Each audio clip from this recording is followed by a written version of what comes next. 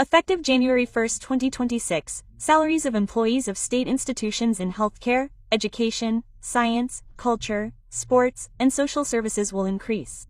The size of the increase will depend on the employee's qualifications and work schedule.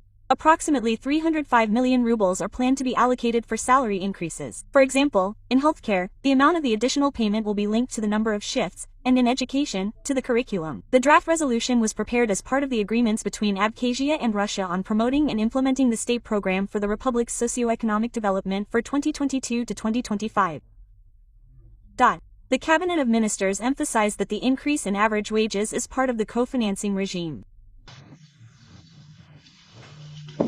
The proportions for funding these wage volumes have been established, according to which 85% of this share is allocated to the Abkhaz side from its own additional funds. This 85% is the share of growth, co-financing, not the growth of wages or salaries in their entirety, but specifically the increase. What is this? Yes, this is the amount that is specifically allocated for the increase in the form of co-financing. The difference between the current salary and the new one. This doesn't even mean we're increasing wages by 85%. The point is that the amount of funds allocated to increase wages for this category of workers starting in 2022 will come from the state budget of the Republic of Abkhazia, 85% of which will be allocated. Only an increase. Yes, only an increase. The Cabinet of Ministers approved a list of technological equipment, raw materials, and supplies, the likes of which are not produced in Abkhazia. These items are necessary for organizing the production of goods whose import is tax-exempt within the country. The government approved the draft agreement between Abkhazia and Russia, submitted by the Ministry of Economy, on facilitating the implementation of the state program for the socio-economic development of the Republic of Abkhazia for 2026 to 2030. Among the main areas for which funds will be provided, it is proposed to allocate funds under this agreement. The following areas should be identified. This includes funding for the current, so-called basic portion of assistance for socio-economic development, measures to increase the salaries of certain categories of employees of state bodies and institutions of the Republic of Abkhazia, including in the fields of education, science, culture, sports, and social services.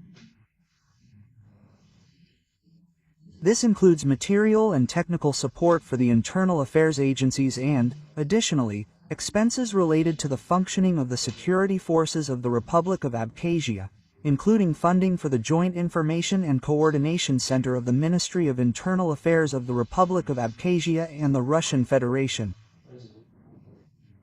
Proposals for concluding agreements will be submitted to the President of Abkhazia. A similar program for the Republic's socio-economic development for 2022 to 2025 is currently in effect. The Cabinet of Ministers has prepared an action plan for the implementation of the cooperation agreement for 2025 to 2027 between the governments of Abkhazia and Adagai. It includes cooperation in the social, humanitarian, tourism, and economic spheres. Goods are supplied to the Republic of Abkhazia from the Krasnodar Krai and Rostov Oblast, not directly from the manufacturer, but through wholesale trade intermediaries. In this case, one of the objectives of this agreement is to organize direct cooperation between Russian and Abkhaz producers and their customers, respectively, in the Republic of Abkhazia and the Russian Federation. The Chamber of Commerce and Industry of the Republic of Abkhazia, which has established close cooperation with the Chamber of Commerce and Industry of the Russian Federation and its territorial branches in many regions, will also be involved in achieving this goal. By government decision, state accreditation is now mandatory for providing social services in the Republic, and a procedure has been approved for legal entities to obtain accreditation. This accreditation must be completed once every 5 years to confirm that the service provider meets all legal requirements. The procedure includes double verification, documentary verification, and an on-site assessment of actual compliance conducted by a commission.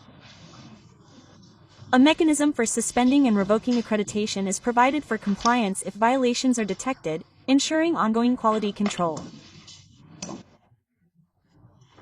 This is a completely new type of relationship between a government agency and the individuals who will provide social services. This is a very, very large undertaking.